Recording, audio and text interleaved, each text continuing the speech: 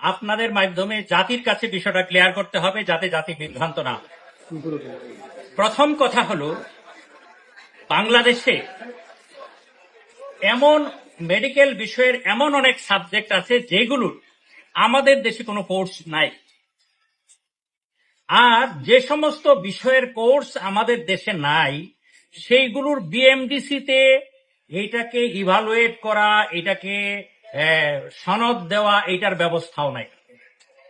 এখন আপনারাই বলেন, যে সমস্ত বিষয়ে চিকিৎসা নেওয়া প্রয়োজন কিন্তু ওই বিষয়ের কোর্স আমাদের দেশে নাই, কোনো একজন ডাক্তার তার নিজের চেষ্টায় বিদেশ থেকে গিয়ে অনেক টাকা খরচ করে, অনেক পরিশ্রম করে একটা ডিগ্রি এনে যদি চিকিৎসার কাজ শুরু করে, আর আমরা যারা বিএমডিসিতে আছি, আমরা যারা এই দেশের চিকিৎসা ব্যবস্থা নিয়ন্ত্রণ করব, আমরাই যদি এটার জন্য বাধার কারণ হয়ে দাঁড়াই, এর চাইতে আর দুঃখের কথা কি হইতে পারে? আমাদের ছোট ভাই খালিদের ক্ষেত্রে এইরকমই একটা ঘটনা ঘটেছে,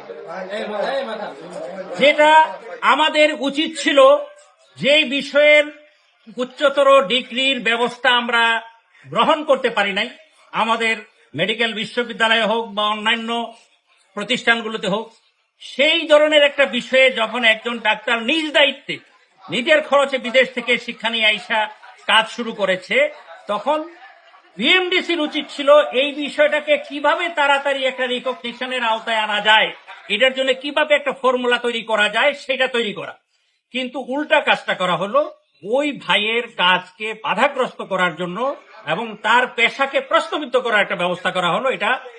এটাকে অত্যন্ত দুঃখজনক ঘটনা হিসেবে আমি মনে করি।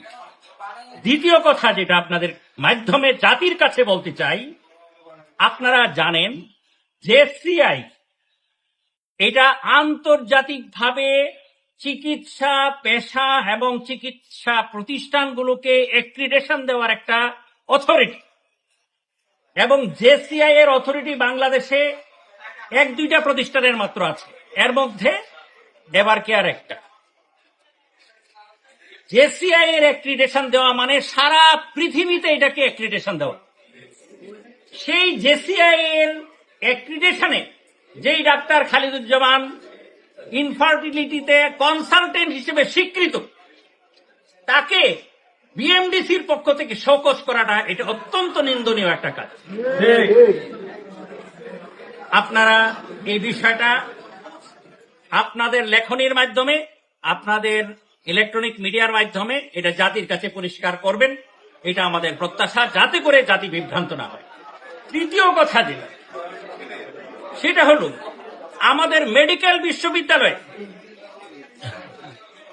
একজন এই ধরনের একটা বাচ্চা নেওয়ার ক্ষেত্রে যেই ডাক্তার খালিদুজ্জামানের সহযোগিতা নিতে হয়েছে, মেডিকেল বিশ্ববিদ্যালয়ে তার সহযোগিতায় একটা এই ধরনের বাচ্চা প্রসবের ব্যবস্থা যেখানে করা হলো, সেখানে এই ধরনের একটা পটেনশিয়াল এবং এই ধরনের একটা কোয়ালিফাইড, হাইলি কোয়ালিফাইড 25 বছরের অভিজ্ঞতা সম্পন্ন এবং এভার কেয়ার হসপিটালে ওই বিষয়ের কনসালটেন্ট হিসেবে কাজ করার অভিজ্ঞতা সম্পন্ন একজন ডাক্তারকে 25 বছরের একজন বাচ্চা, সেটা আমি মেডিকেল বিশ্ববিদ্যালয়ে বিগত 25 বছরে একটা মাত্র বেবি এইভাবে জন্মলাভ করেছে এবং সেটার কনসালটেন্ট ছিলেন আমাদের ডাক্তার খালিদুজ্জামান।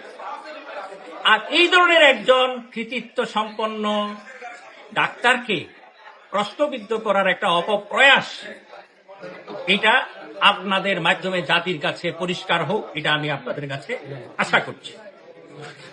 আরেকটা কথা আপনাদের কাছে বলতে চাই, সেটা হলো যে এমন একটা সময়ে এই কাজটা করা হলো যখন ডাক্তার খালিদুজ্জামান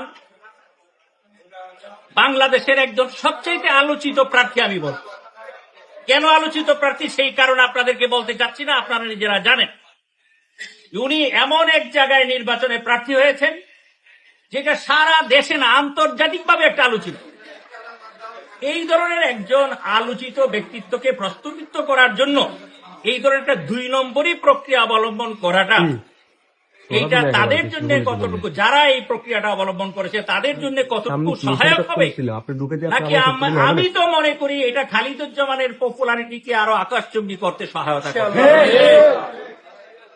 এই পরিপ্রেক্ষিতে আমার কাছে অনেকগুলো ডকুমেন্ট আছে, অনেক ডাক্তার আছেন, আপনারা চাইলে এগুলো আপনারা সংগ্রহ করতে পারেন, আমাদের কাছে কপি আছে।